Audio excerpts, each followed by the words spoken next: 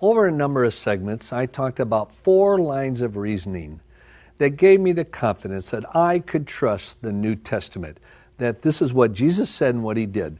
1, they wrote as eyewitnesses. 2nd, they appealed to the knowledge of knowledgeable, hostile eyewitnesses of the truth they presented.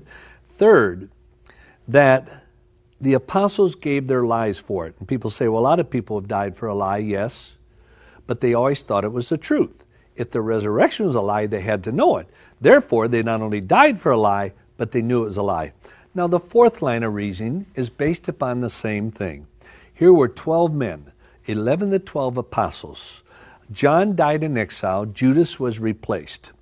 They died for one thing, the appearances of Christ. In their own words, in Acts 1, 1-3, Christ appeared to them after he'd been killed and buried, that they said with many convincing proofs he appeared to them over a period of 40 days. Not 4 days or 40 hours, 40 days. Now, was that true? Well, they went out and they were not only tortured for their belief in the resurrection, 11 of the 12 were killed. You say, well, Josh, a lot of people have died for a great cause. You know, that's right. A lot of people have died for a great cause. In fact, a lot of people have died for a lousy cause. But here is what I struggle with as a non-believer. Yes, a lot of people have died for a great cause. But the great cause of the apostles died on the cross. What'd they die for?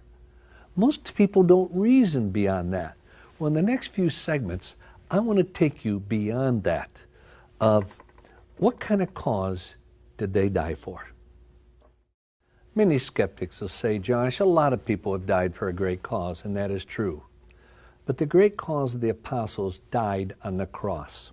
Let me give you a little historical context to greater appreciate that statement. Did you ever read the Gospels and ever wonder why the disciples could not understand Jesus? Have you? He almost constantly insulted them in many ways. Haven't you read, do you not know? Jesus would say, is it not written? Have you not read? Does it not say? Well, they didn't know. And it was like if I walked up to you and say, look, don't you know? Haven't you read? You'd feel about that big. Well, I kept thinking as a non-believer, the apostles must have been a bunch of numbskulls or idiots because they could not understand what Christ said. Now, why is that as true? The reason is this, that Jesus and what he did and said over a period of time with the apostles and how he acted was contrary to their image of who the Messiah would be. Did you ever think about that? That's why they couldn't understand him, because he didn't fit the mold overall of what all the Jews believed the Messiah would be like. You see, what do you mean by that? Well, let me give you a little historical context, and it's going to take me several segments to do it. You go back years before Christ, or even at the time of Christ, the Jews taught, now get this, that there were 2 Messiahs coming once each. You said, what? Yeah, there are 2 Messiahs coming once each. Jesus said, no, there's one Messiah coming twice. Oh, that's an interesting twist to history. The Jews taught the first Messiah would be the son of Joseph, the Messiah who would suffer for the sins of the world and be killed.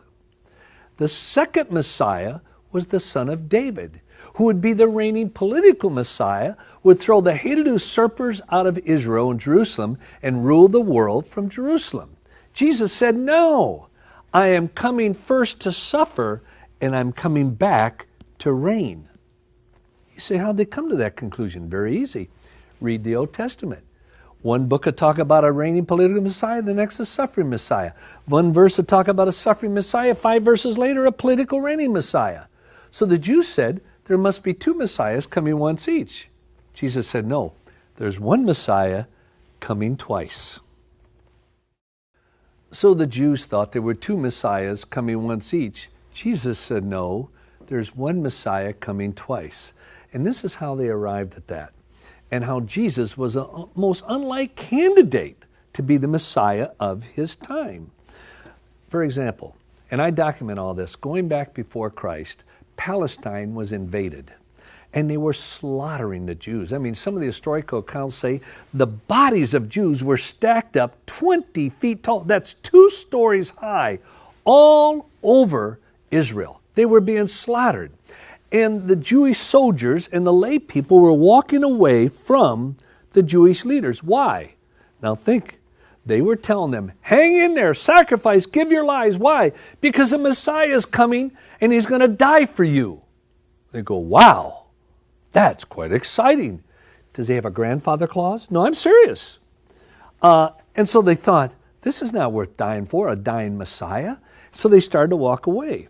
So if there's any 2 people in history that learned how to survive through adjustment, it's the Armenians and the Jews, and they adjusted. And I document this. This is what they started to teach, that the first Messiah, the suffering Messiah, was who? Not the son of Joseph, but Israel. You say, what? Yeah. Many Jewish leaders would teach that today, that the Jews, Israel's the suffering Messiah. They say, look at our history. Look at all the suffering we've been through. This is why one Jewish leader a number of years ago on television blamed the Holocaust, the killing of 6 million Jewish people, on the Gentiles, because he said, God took the sins of you Gentiles and placed them upon the Jews and sacrificed 6 million for your forgiveness. So they taught that the Jews themselves were the first Messiah. Now the second Messiah, who would be the son of David, would now be the one coming, would be the reigning political Messiah, who would drive out of all Jerusalem, Israel, the hated usurpers, and rule the world from Jerusalem. And they did this to give hope to the soldiers to be able to fight on. Well, when it came to the time of Christ, do you see why they couldn't understand him? Jesus said, I came to die. I've got to go to Jerusalem. I'm going to be beaten and persecuted, killed and buried. No, you can't go there. They will kill you. Jesus don't understand. I'm going to be killed and buried and raised from the dead. But whenever Christ mentioned the resurrection, they couldn't understand him. Why? Because to the Jew, the Messiah could not die. He was a reigning Messiah, the son of David.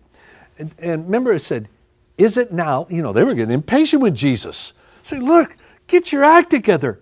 I'm being reverent. Get your act together. Is it now that you're going to set up your kingdom? Were they thinking of a suffering Messiah? No, a reigning political Messiah. Lord, can we reign in your right hand? They didn't ask if they could suffer. See, their whole concept was a reigning political Messiah. Jesus said, I came to die. Jesus was the most unlike candidate to be the Messiah of his time, because they looked for a reigning political Messiah. But Jesus said, I came to suffer. I came to die. Lord, you can't. You're the Messiah. The Messiah can't die. You're the son of David. He said, I came to die, but I'll be raised again on the 3rd day. And they couldn't understand him. Let me give you a little of the background from Jewish sources about this attitude about the Messiah. Dr. Jacob Gartenhaus, a Jewish professor, put it this way. The Jews awaited the Messiah as the one who would deliver them from the Roman oppression. The Messianic hope was basically for a national liberation, for a redeemer of a country that was being oppressed. This is what they were looking for in the Messiah.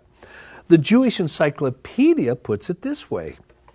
The Jews yearned for the promised deliverer of the house of David, who would free them from the yoke of the hated foreign usurpers, who would put an end to the impious Roman rule and would establish his own reign of peace and justice in its place. They were looking for a reigning political Messiah. Dr. Joseph Klausner said, the Messiah became more and more a preeminent political ruler, but also a man of preeminent moral qualities. Dr. Finley Scott, Professor Scott said this, to the people at large, the Messiah remained what he had been to Isaiah and his contemporaries, the son of David, who would bring victory and prosperity to the Jewish nation. In the light of the gospel references, it can be hardly doubted that the popular conception of the Messiah was mainly national and political. But Jesus said, I came to die. I came to die for you. I'm going to be crucified and buried. They said, no, you can't be. But men and women, what happened? You see, at the crucifixion, even then, I think when they put Christ on the cross, they believed he was going to, in a kind of a sensational way, come down off that cross and set up his kingdom. Until what happened? Yeah, they thrust the spear into his side. And the eyewitness account said blood and water came out separated, and even then they knew that was a sign of death. He was dead. Yes, a lot of people have died for a great cause, but their great cause died on the cross. What did they die for? I'm going to deal with that in the next segment.